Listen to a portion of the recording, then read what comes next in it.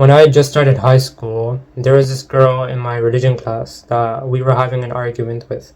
Basically, my friend group and her friend group were having some sort of banter. We were arguing in a way. And I wasn't even that much involved, but this one girl made fun of my teeth. And I'm pretty sure she made fun of my friend group. Fast forward, I would say around 2 or 3 weeks, she lost all of her friends because of some scandal or something like that. And personally, I didn't even care. But the reason I'm telling you this in the first place is because at the end of the day, if you have revengeful thoughts, and if you always are trying to seek revenge for something that someone's done wrong for you, then you're always going to live in a place of hatred. I remember vividly just thinking to myself, I'm going to leave this matter and I'm not going to just fight it back. And simply, I just didn't really care. And this single-handedly taught me a lesson that if you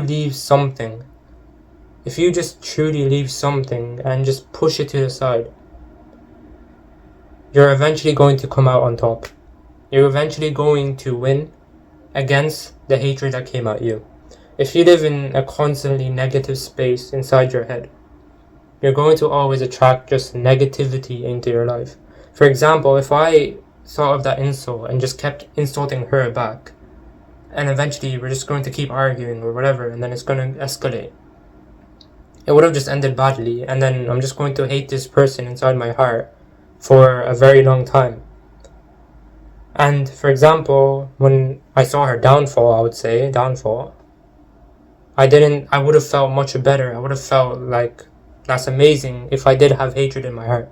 But I simply didn't care when it happened, and I simply didn't care what happened to her afterwards as well. And this lesson is just something I wanted to tell others, because it just goes to show that if you see stuff in more of a positive view, you're always going to end up coming out on top and winning from it. Revenge is just BS at the end of the day. And if you learn to live in a non-revengeful state of mind, not seeking out revenge from others, especially when you've been wronged, it's truly something powerful. And I would like to say that even I still struggle with this.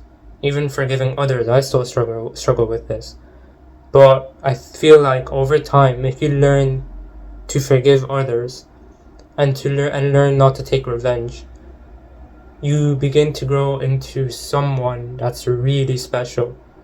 And if you look into the future, for example, I know we can't, but if you just look into the person you want to be in the future, having that specific aspect in your character, a person who can forgive others and not take revenge, while also having strength themselves, is such a beautiful trait to have that a lot of people would admire.